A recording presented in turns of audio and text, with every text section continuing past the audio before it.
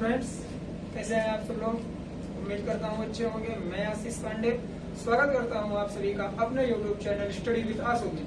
जैसा कि आप लोगों को पता है, कल के वीडियो में मैंने हिमालय की उत्पत्ति के बारे में बात की थी और आज का जो वीडियो होने वाला है इसमें हम बात करेंगे हिमालय की कौन कौन सी इंपॉर्टेंट श्रेणियां हैं और उनमें कौन कौन से पर्वत शिखर है जो एग्जाम के पॉइंट ऑफ व्यू से बहुत इंपॉर्टेंट है। तो जो लोग पहला वीडियो हिमालय की उत्पत्ति ना देखे हों उसकी लिंक डिस्क्रिप्शन में दी गई है, आप लोग जाके वो वीडियो देख सकते हैं। तो आइए बिना किसी देर के आज की वीडियो की शुरुआत करते हैं। तो ये जो हिमालय की उत्पत्ति हुई है, कल मैंने आप लोगों को बताया कि ये टीथिस सागर नाम का एक सागर था यहाँ यूरेशियाई प्लेट और भारतीय प्लेट के बीच में।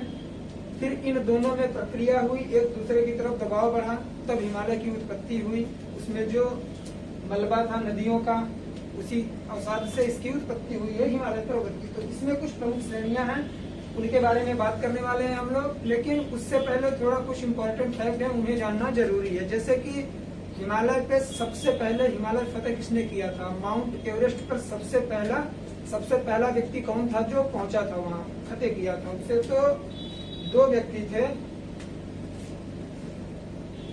सबसे पहले हम लोग देखेंगे एडमंड हिलेरी। ये कहाँ के थे? न्यूजीलैंड के। एडमंड हिलेरी और तेनपा जिंग नोरके, ये कहाँ के हैं? नेपाल के। भारतीय मूल के नेपाल निवासी थे। ये दोनों 1953 में माउंट एवरेस्ट फतेह करने वाले पहले व्यक्ति थे। और प्रथम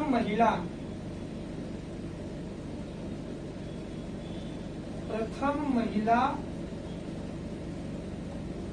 जो माउंट एवरेस्ट फतेह की थी, उनका नाम क्या है? ये है जुंको ताबेई। जुंको ताबेई कहाँ की है? सॉरी, जापान की। Junko Tabei. और ये जुंको ताबेई विश्व के 7 महाद्वीपों की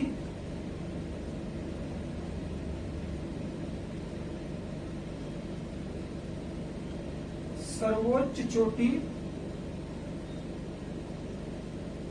पर, विश्व के 7 महाद्वीपों की जो सर्वोच्च चोटियां हैं उस पर भी ये जुंको ताबेई जो जापान की रहने वाली हैं, जुंको ताबेई ने फतेह की है, ये चढ़ चुकी है। ठीक है, ये एग्जाम में पूछ सकता है कि वो कौन सी महिला है जो हिमालय पर्वत पर माउंट एवरेस्ट पर सबसे पहले गई थी। जुंको ताबेई कहाँ की है? जापान की है। और जुंको ताबेई ऐसी महिला है जो विश्व के 7 महाद्वीपों का जो सबसे सर्वोच्च शिखर है उसे भी फतेह करने वाली ये अकेली महिला है, जुंको ताबेई। और भारत की प्रथम महिला आप लोगों को पता होगा जो माउंट एवरेस्ट फतेह की थी। भारत की प्रथम महिला कौन सी है? आप लोग अच्छी तरह जानते हैं जो माउंट एवरेस्ट फतेह की थी भारतीय महिला, वो है बछेंद्री पाल। ये भारत की थी। तो इतने इंपॉर्टेंट फैक्ट थे जो मैंने आप लोगों को बता दिया। ये हाईलाइट कर दे रहा हूं। 7 महाद्वीपों पर भी जुंको ताबेई प्रथम महिला, जुंको ताबेई जापान की रहने वाली हैं। और प्रथम व्यक्ति, यहाँ मैंने लिखा नहीं है, आप लोग लिख लीजिएगा कि माउंट एवरेस्ट फतेह करने वाले प्रथम व्यक्ति कौन थे। तो एडमंड हिलेरी जो न्यूजीलैंड के थे और तेनपा जिंग नोरके जो नेपाल के थे। ये लोग कब गए थे?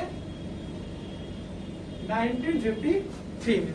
तो सबसे पहले ये लोग गए और उसके बाद प्रथम महिला जुंको ताबेई और प्रथम भारतीय मूल की महिला बछेंद्री पाल। ये इंपॉर्टेंट है आप लोगों को एग्जाम के पॉइंट ऑफ व्यू से, तो इसे नोट डाउन करिए। फिर मैं हिमालय की श्रेणियों के बारे में आज बात करने वाला हूँ। मैंने सोचा हिमालय की श्रेणियां बताऊंगा, कल के वीडियो में मैंने ये चीज नहीं बताया था आप लोगों को जो बहुत इंपॉर्टेंट है, तो इसे नोट डाउन कर लीजिए या तो स्क्रीनशॉट ले लीजिए। ठीक है, तो हम लोग अब आगे बात करने वाला है हिमालय की श्रेणियों के बारे में। इंपॉर्टेंट श्रेणियां हैं, वीडियो में लास्ट तक बने रहेंगे, सारी चीजें यहीं पर याद हो जाएंगी आप लोगों को। तो आइए हम लोग सबसे पहले देखते हैं, ये अपने भारत का मैप हो गया। तो इसमें जो सबसे पहली श्रेणी है काराकोरम श्रेणी। काराकोरम श्रेणी का विस्तार कहां से कहां तक है? ये यहां आपका पड़ता है सियाचिन ग्लेशियर। सियाचिन ग्लेशियर से ये तिब्बत का एरिया है। ऊपर कौन सी श्रेणी है? कैलाश। कैलाश श्रेणी, नीचे मानसरोवर। ठीक, और ये श्रेणी है कौन सी? काराकोरम श्रेणी है। और काराकोरम श्रेणी के बाद आपका कौन सा आता है? ट्रांस हिमालय। और ट्रांस हिमालय का जो विस्तार है वो ऐसे है। ये आपका यहाँ क्या पड़ता है? जम्मू कश्मीर। जम्मू कश्मीर से आपके तिब्बत तक, जम्मू कश्मीर से तिब्बत तक इसका विस्तार है। और उसके बाद आपका शुरू होता है महान या बृहद हिमालय। महान हिमालय शुरू होता है नंगा पर्वत से, ऐसे करके हिमाचल प्रदेश और जम्मू कश्मीर, हिमाचल प्रदेश और उत्तराखंड होते हुए नेपाल, भूटान, अरुणाचल प्रदेश के नामचा बरवा पर्वत शिखर तक जाता है। अभी मैं सारी चीजें लिख के आप लोगों को बताऊंगा, ये सिर्फ मैप में हिंट दे रहा हूँ आप लोगों को, ठीक है। फिर उसके बाद शुरू होता है आपका कौन सा पर्वत? ये हो गया आपका बृहद हिमालय, महान हिमालय। उसके बाद मध्य हिमालय। मध्य हिमालय का विस्तार आप लोगों का कहां से है? पीर पंजाल श्रेणी, जम्मू कश्मीर की पीर पंजाल श्रेणी। यहां से ऐसे शुरू होता है जम्मू कश्मीर, हिमाचल प्रदेश, उत्तराखंड और नेपाल, भूटान, और यहां से लेके भूटान से होते हुए आपके अरुणाचल प्रदेश तक जाता है। पीर पंजाल श्रेणी से ये डफला, डफला नाम का एक यहाँ वो है पर्वत श्रेणी है, वहां तक इसका विस्तार है, ठीक। और जो अंतिम हिमालय है इसे डफला अभोर कहते हैं। अभी मैं लिख के सारी चीजें आप लोगों को बताऊंगा, सिर्फ मैप पे समझ लीजिए कि कौन सी श्रेणी कहां से कहां तक गई है। तो ये जो आप लोगों की है ये पंजाब पड़ता है। यहाँ से आपका शिवालिक हिमालय शुरू होता है। शिवालिक हिमालय सबसे दक्षिणतम चोटी है और इसका नाम बाह्य हिमालय भी कहते हैं इसे।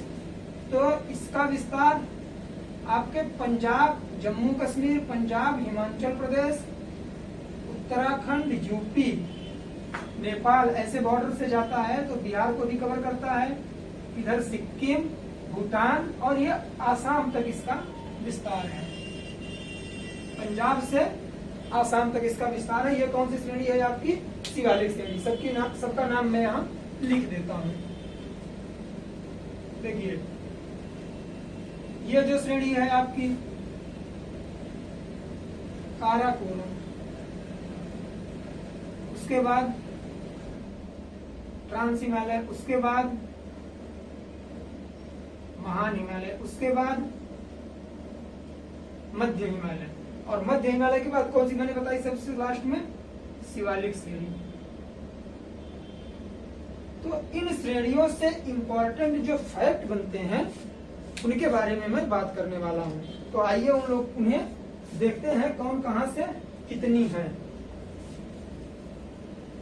सबसे पहले हम लोग देखेंगे काराकोरम श्रेणी। इससे क्या फैक्ट बनते हैं?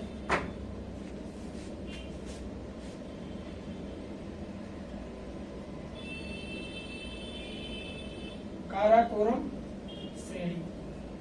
काराकोरम श्रेणी की जो ऊंचाई है ये सबसे ऊंचाई है, औसत ऊंचाई बोलते हैं 6500 मीटर, 6500 मीटर इसकी ऊंचाई है। 6500 मीटर तक काराकोरम श्रेणी की ऊंचाई है। और काराकोरम श्रेणी की जो आप लोगों को 6500 मीटर है, और यहाँ पर कोई हिल स्टेशन नहीं है क्योंकि ऊंचाई बहुत ज्यादा है। कोई हिल स्टेशन नहीं। और इसका निर्माण जो हुआ है, निर्माण किन चट्टानों से हुआ है? ग्रेनाइट, ग्रेनाइट तथा नीस चट्टानों से। ये मैं आप लोगों को बताऊंगा जब भारत के खनिज के बारे में बात करने लगूंगा कि भारत के खनिज पदार्थ कहाँ पर मिलते हैं, कौन से कितने मिलते हैं। ठीक, तो ग्रेनाइट, नीस और बेसाल्ट के बारे में आप लोगों को बताऊंगा। इसका निर्माण ग्रेनाइट और नीस चट्टानों से हुआ है।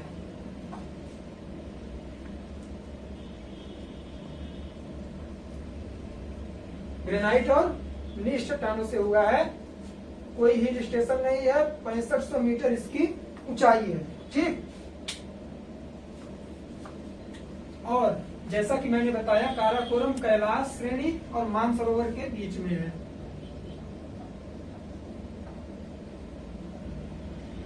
कैलाश श्रेणी और मानसरोवर झील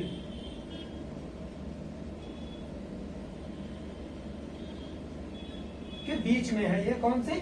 काराकोरम श्रेणी आपकी।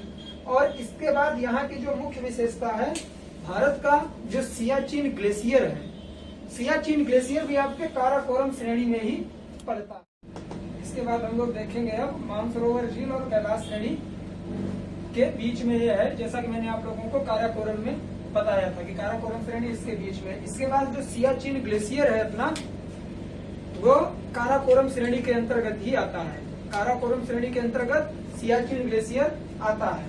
तो सियाचिन ग्लेशियर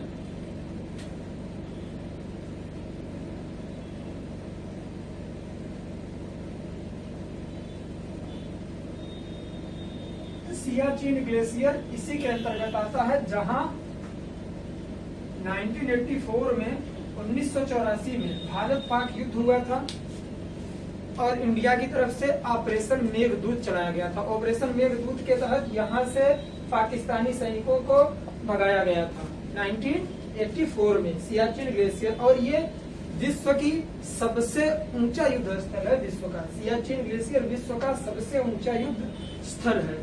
और आप लोगों को एक चीज बता दें, जो K2 है, K2 Godwin Austin,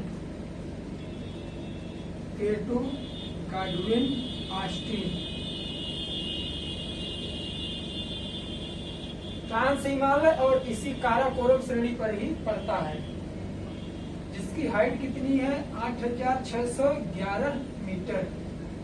mount Everest के बाद विश्व की दूसरी सबसे बड़ी चोटी है, भारत की पहली सबसे बड़ी चोटी है। इसकी स्थिति यहाँ है।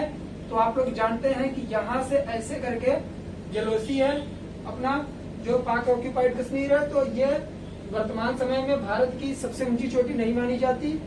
क्वेश्चन बनेगा कि भारत की सबसे ऊंची चोटी कौन सी है, तो आप लोग लगाएंगे ये K2 गाडविन ऑस्टिन।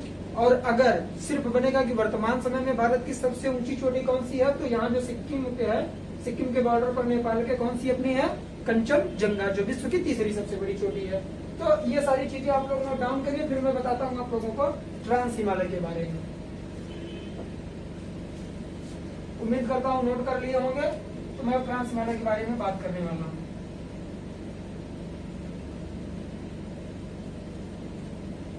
काराकोरम श्रेणी आपकी हो गई। अब हम लोग बात करेंगे किस हिमालय के बारे में? ट्रांस हिमालय।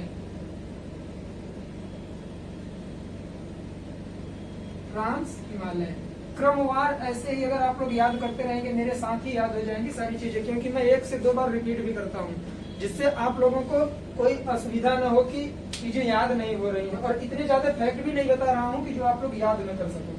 तो आइए देखते हैं इसकी ऊंचाई कितनी है। औसत ऊंचाई उसकी 6500 मीटर थी, इसकी 100 कम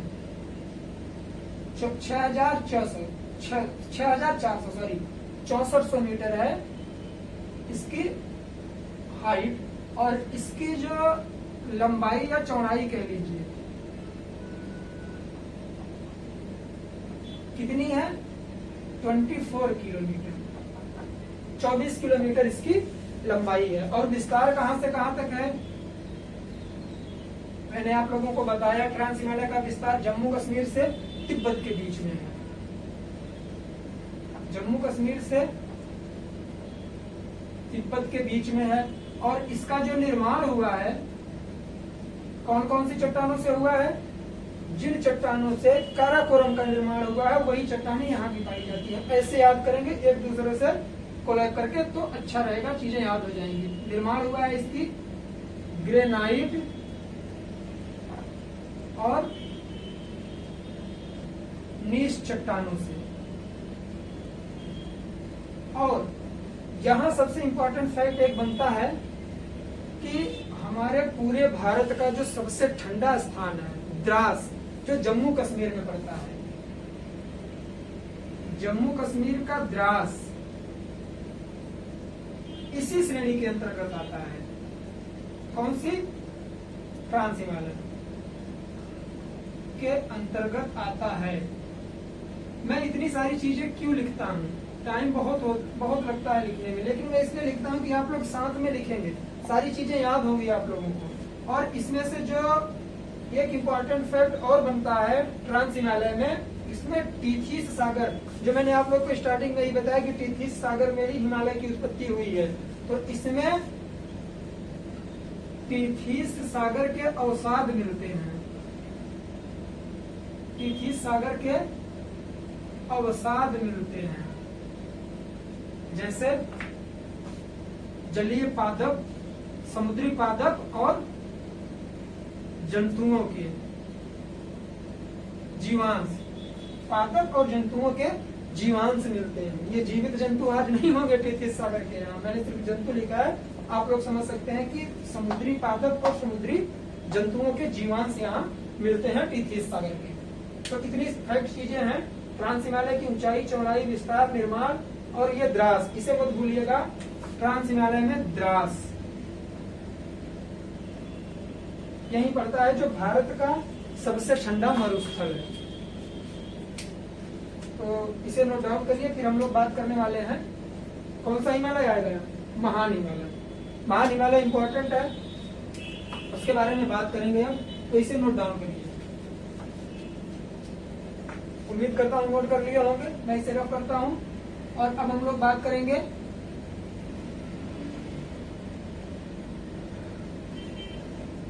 कौन से हिमालय की? महान हिमालय। क्रमवार आप लोग मेरे साथ ही नोट्स भी बनाते रहिए। मैं तो यही कहूंगा, महान हिमालय, इसे बृहद हिमालय भी कहते हैं। महान हिमालय या बृहद हिमालय भी इसे कहते हैं। इसकी जो औसत ऊंचाई है,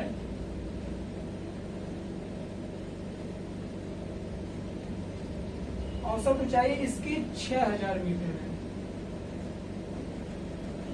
कितनी? 6000 मीटर है। और इसकी जो लंबाई है, लंबाई या चौड़ाई कह लीजिए। अब आप लोग खुद देखिए, इन जितनी 5 श्रेणियां मैंने आप लोगों को बताई है, काराकोरम, ट्रांस, महान, मध्य, शिवालिक, इनमें यहीं से आप लोगों को दिख रहा है कि यहाँ से लेके यहाँ तक विस्तार है। कहाँ से? यहाँ आपका नंगा पर्वत पड़ता है जम्मू कश्मीर का, और यहाँ नामचा बरवा कहाँ का? अरुणाचल प्रदेश का। तो सबसे ज्यादा दूरी हिमालय का पूर्व से पश्चिम जो विस्तार है, सबसे ज्यादा इसी श्रेणी के अंतर्गत है। कौन सी? हिमालय की, महान हिमालय की श्रेणी, जिसे बृहद हिमालय भी कहते हैं। तो इसकी लंबाई टोटल कल ही मैंने आप लोगों को बताई थी। हिमालय की कुल लंबाई औसतन 2400 किलोमीटर है। लंबाई 2400 किलोमीटर है इसकी। और इसका विस्तार कहाँ है? अभी मैंने बताया, जम्मू कश्मीर के नंगा पर्वत से आंध्र प्रदेश, एपी लिख दे रहा हूं, आंध्र प्रदेश के नामचा बरवा पर्वत तक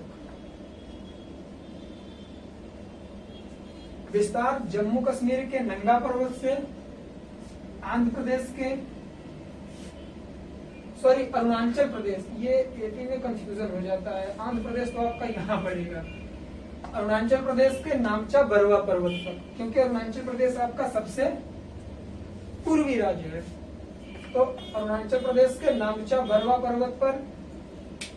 और इसकी जो मुख्य बातें हैं, हिमालय की जो 10 सबसे ऊंची चोटियां हैं, एक तरह से विश्व की 10 सबसे ऊंची चोटियां जो हैं, वो इसी हिमालय के अंतर्गत आती हैं। कौन से हिमालय के अंतर्गत? महान हिमालय के अंतर्गत ही आती हैं। तो वो श्रेणियां कौन कौन सी हैं? एग्जैक्टली ऊंचाई के हिसाब से नहीं है, मैं इसके विस्तार के हिसाब से बताऊंगा। जैसे कि मैंने आप लोगों को बताया, इसका विस्तार जम्मू कश्मीर से आंध्र प्रदेश तक है। तो इसका जो क्षेत्र है, पहले कहां से स्टार्ट होगा आपके? जम्मू कश्मीर, हिमाचल प्रदेश, उत्तराखंड। सबका शॉर्ट फॉर्म लिख रहा हूं, आप लोग समझ रहे होंगे। जम्मू कश्मीर, हिमाचल प्रदेश, उत्तराखंड, ये यूके से मेरे भाइयों उत्तराखंड है, ना कि यूनाइटेड किंगडम है। कंफ्यूजन मत क्रिएट करना कि भारत में आपका आ गया क्या, यूनाइटेड किंगडम। ठीक, जम्मू कश्मीर, हिमाचल प्रदेश, यूके, नेपाल। नेपाल के बाद क्या पड़ेगा आपका? सिक्किम, एस। सिक्किम के बाद भूटान, बी। उसके बाद कौन सा पड़ेगा? अरुणाचल प्रदेश, ए, पी। जम्मू कश्मीर, हिमाचल प्रदेश, उत्तराखंड, नेपाल, सिक्किम, भूटान, आंध्र प्रदेश में इसका विस्तार है। तो इसकी जो श्रेणियां हैं, श्रेणियों के बारे में हम लोग देखेंगे।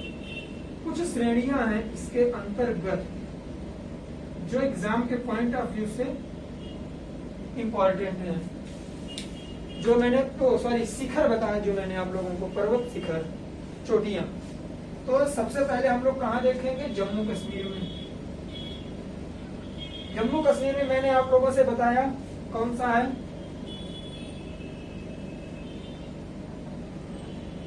जम्मू कश्मीर में नंगा पर्वत पाया जाता है। और उसके बाद हिमाचल प्रदेश में नहीं,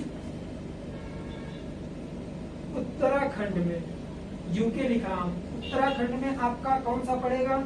दो पड़ते हैं बड़े। एक बंदर पूंछ है। बंदर पूंछ ये वही चोटी है जहां से यमुनोत्री हिमनद है, जहां से यमुना का उद्गम होता है। मैंने नदी अपवाह तंत्र में आप लोगों को इसका नाम बताया था। बंदर पूंछ से यमुना का उद्गम होता है। और जो दूसरी है वो कौन सा है?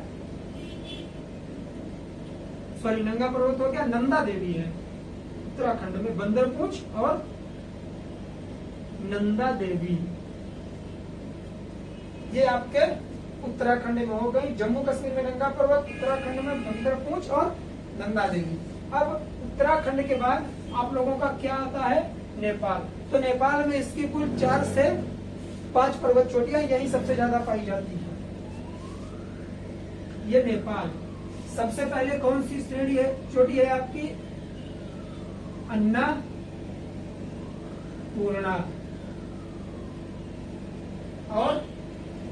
और अन्नापूर्णा के बाद आपकी कौन सी श्रेणी है?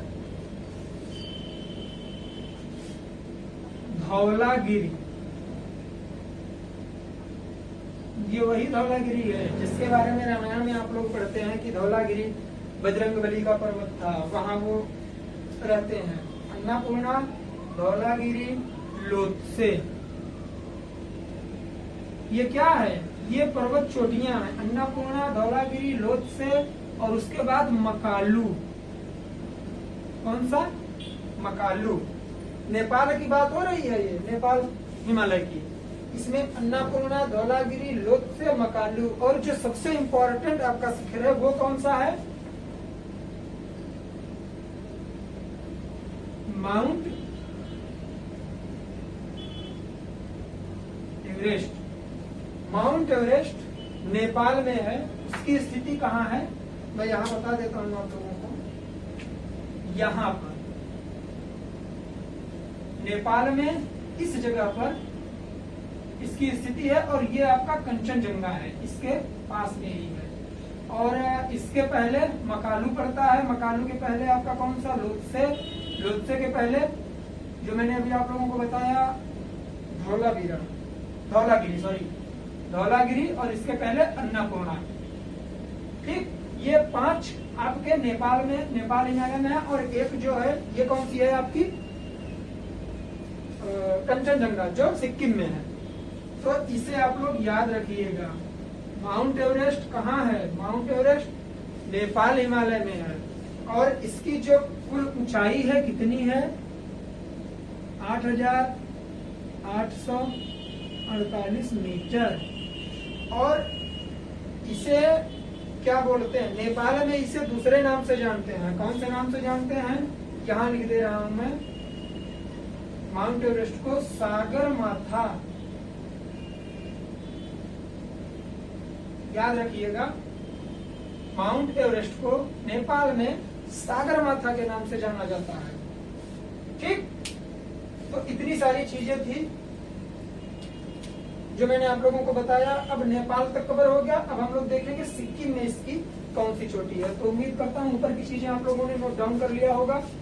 तो इसे रफ करके मैं बताता हूँ। 1 मिनट, इधर का तो कोई काम नहीं है हमें भारत का, ठीक, यहाँ लिख देता हूँ मैं, आप लोग उसे नोट डाउन करिएगा, पहले समझ लीजिए साथ में। नेपाल हो गया, उसके बाद आपका आता है सिक्किम। सिक्किम में कौन सा है आपका, अभी मैंने आप लोगों को बताया,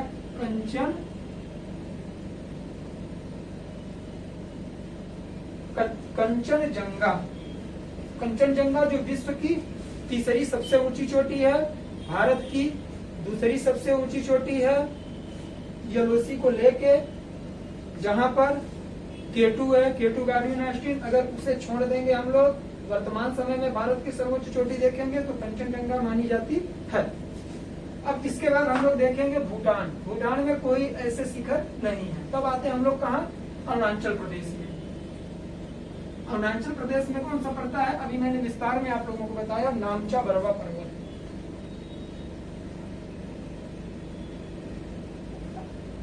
नामचा बरवा। तो इतनी सारी शिखर हैं।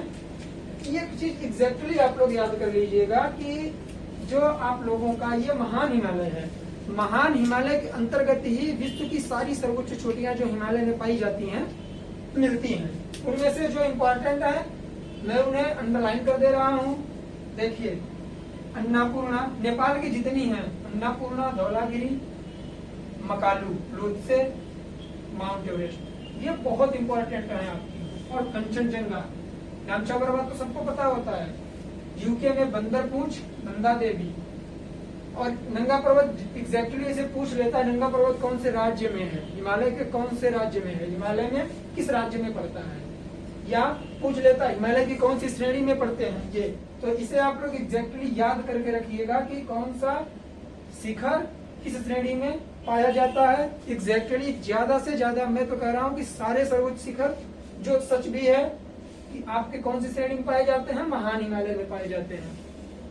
विश्व के 10 सर्वोच्च शिखर किसी श्रेणी में पाए जाते हैं। तो ये हो गई आपकी श्रेणियां। और यहां पर भी एक चीज याद रखिएगा, अत्यधिक ऊंचाई होने के कारण कोई हिल स्टेशन यहां पर भी नहीं है। क्यों नहीं है, क्योंकि यहाँ की भी ऊंचाई 6000 मीटर के करीब है। तो इतने ऊपर कोई हिल स्टेशन बनाने का औचित्य ही नहीं होता, इसलिए यहाँ पर भी कोई हिल स्टेशन नहीं है। तो इसे नोट डाउन करिए, फिर मैं आगे बढ़ता हूँ। ठीक, या स्क्रीनशॉट ले लीजिए, सबसे बढ़िया रहेगा।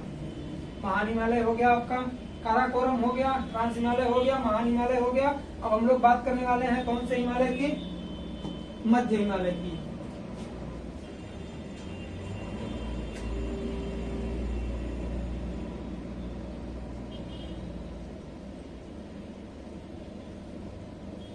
ये आप लोगों का जो मध्य हिमालय है, ये मध्य हिमालय जम्मू कश्मीर के पीर पंजाल श्रेणी, यहाँ पीर पंजाल श्रेणी पाई जाती है। पीर पंजाल श्रेणी से लेके ये ऐसे आया है, सॉरी यहीं तक है, ये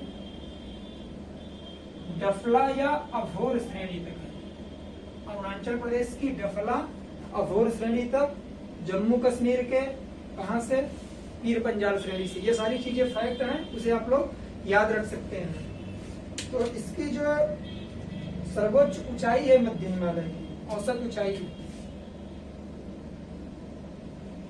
औसत ऊंचाई इसकी क्या है, देखो, ट्रांस हिमालय की 6500 मीटर, और उसके बाद कौन सी, सॉरी काराकोरम की 6500 मीटर, ट्रांस हिमालय की कितनी पड़ती है आपकी 100 कम 6400 मीटर। उसके बाद आपका महान हिमालय या बृहद हिमालय आता है, उसकी ऊंचाई कितनी है आपकी 6000 मीटर। और इसके बाद अगर आपका आ रहा है मध्य हिमालय, तो एग्जैक्टली अगर हम लोग कंटिन्यू ऊपर से नीचे देखते आएंगे तो इसकी जो लंबाई है, सॉरी ऊंचाई है, वो कम ही होगी। तो इसकी ऊंचाई कितनी है 3800 से 4000 मीटर के करीब है इसकी ऊंचाई मध्य हिमालय की। 4000 मीटर के करीब है मध्य हिमालय की ऊंचाई। और इसका निर्माण किससे हुआ है,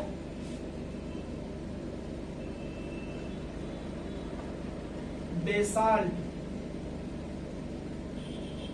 बेसाल्ट और नीस चट्टानों से।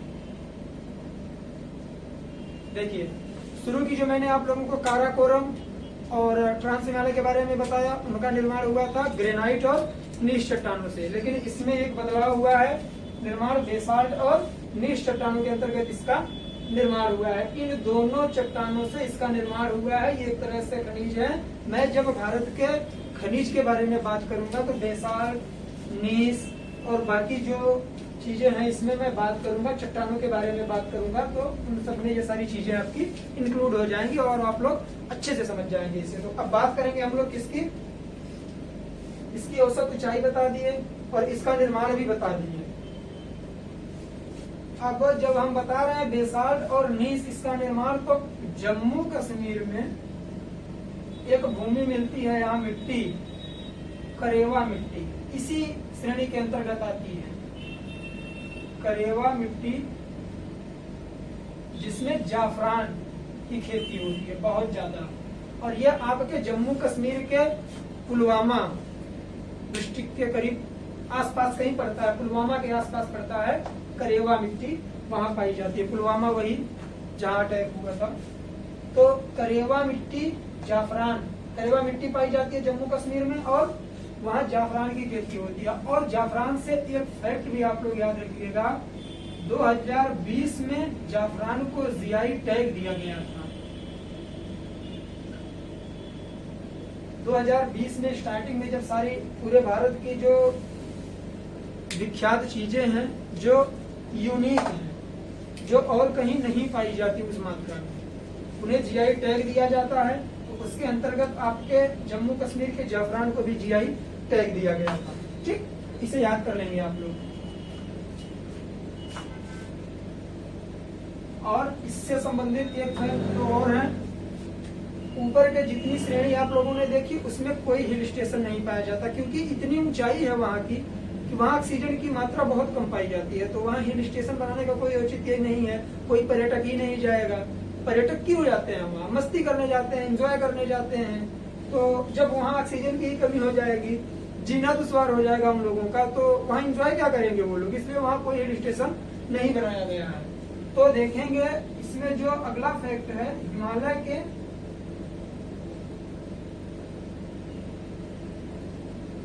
सारे हिल स्टेशन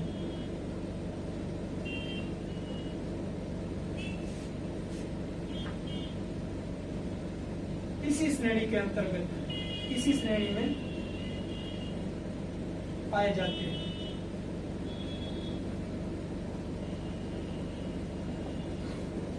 हिमालय के सारे हिल स्टेशन इसी श्रेणी के अंतर्गत पाए जाते हैं। इसका विस्तार भी हमने आप लोगों को बता ही दिया।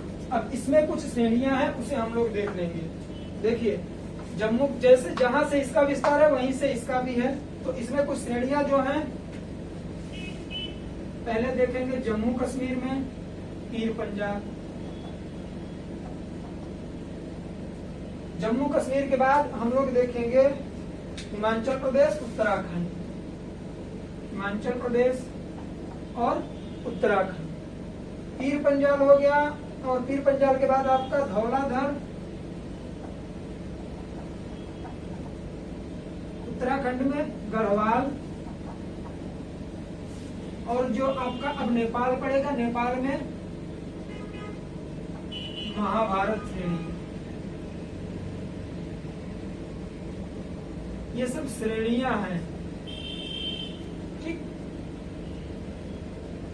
नेपाल में महाभारत श्रेणी है और इसका विस्तार कहां से कहां तक है, काराकोरम, सॉरी इसमें जो अरुणाचल प्रदेश में कौन सी पड़ती है, डाफला अभोर के नाम से। विस्तार मैंने यहाँ नहीं लिखा तो विस्तार यहाँ लिख दे रहा हूँ। इसका विस्तार कहां से कहां तक है, इसका विस्तार है जम्मू कश्मीर के पीर पंजाल से आंध्र प्रदेश के यहाँ डाफला या अभोर श्रेणी। ठीक, तो इतनी चीजें नोट डाउन करिए। अब आपका एक लास्ट हिमालय बचा है जो शिवालिक हिमालय, इसमें भी फैक्ट ज्यादा नहीं है, उसके बारे में मैं आप लोगों को बताता हूँ, तो इसे नोट डाउन करिए।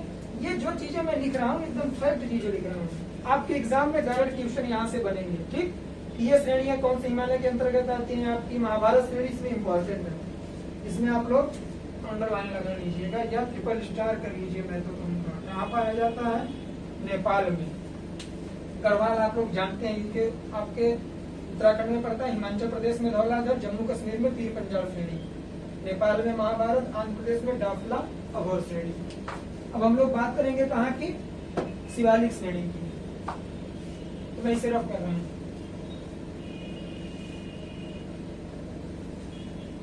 अंतिम श्रेणी है आपकी हिमालय की, ये कौन सी श्रेणी है, शिवालिक श्रेणी।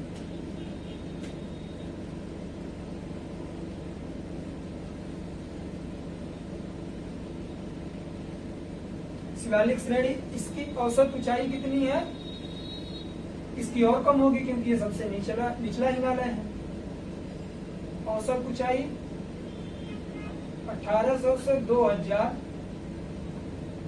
मीटर के करीब पाया जाता है, क्योंकि ये देखिए ये आपके पंजाब से आसाम तक इसका विस्तार है और इन सारी श्रेणियों के सबसे नीचे पाई जाती है आपकी शिवालिक श्रेणी पाई जाती है। और इसके और उपनाम हैं, जैसे इसे बाह्य हिमालय भी कहते हैं या उप हिमालय भी इसे कहते हैं। और इसकी जो मुख्य विशेषता है, यह श्रेणी सतत श्रेणी नहीं है। सतत श्रेणी का मतलब क्या होता है कि एक बराबर एक लाइन से, मतलब कि एग्जैक्टली एक तरफ से एक तरफ जैसे इनका विस्तार है, इसका नहीं, ये कहीं ऊपर नीचे ऐसे करके इसका विस्तार है। तो इसका जो विस्तार है कहां से कहां तक है आपका, ये देखिए पंजाब और जम्मू कश्मीर के बॉर्डर से स्टार्ट होती है पंजाब के बाद कौन सा पड़ेगा आपका,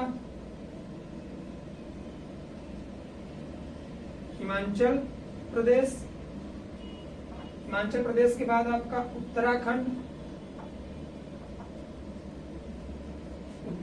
उत्तराखंड के बाद अब यहां से देख लीजिए, मैं आप लोगों को हिंट देके बताता हूं कि ऊपर क्या पड़ेगा और नीचे। ऐसे मान लीजिए श्रेणी गई है तो उत्तराखंड हो गया, उत्तराखंड के बाद यहाँ आपका पड़ेगा नेपाल, नेपाल के नीचे क्या पड़ता है आप लोग जानते हैं, आपका यहाँ कौन सा राज्य पड़ता है, उत्तर प्रदेश। और नेपाल के नीचे ही यहाँ क्या पड़ता है, बिहार। फिर यहाँ आपका क्या पड़ेगा, सिक्किम। सिक्किम के बाद कौन सा स्टेट पड़ता है आपका नीचे, यहाँ देखेंगे तो आसाम। और इसका विस्तार आसाम तक है ही शिवालिक श्रेणी का। ठीक, और इसका जो निर्माण है सबसे नीचे है, तो इसका निर्माण मिट्टी, बालू तथा पत्थर से इसका निर्माण हुआ है। तो इसकी जो 5 मुख्यतः श्रेणियां थी हिमालय की, मैंने आज उन सारी श्रेणियों को कवर कर लिया है। तो आज का वीडियो हम लोग यही खत्म करेंगे। उम्मीद करते हैं आप लोगों को ये वीडियो अच्छा लगा होगा। अगर अच्छा लगा है तो दोस्तों में शेयर करिए, लाइक करिए, चैनल को सब्सक्राइब करिए। और अब जो नेक्स्ट वीडियो मैं लेके आऊंगा उसमें कोशिश करूंगा कि भारत की भौगोलिक स्थिति के बारे में बात करूं कि पर्वत, पठार और इसकी जो खनिज कहाँ सबसे ज्यादा पाया जाता है, इन सब सारी चीजों के बारे में बात करने की कोशिश करूंगा। तो हमें इजाजत दीजिए। जय हिंद, जय भारत, बाय बाय।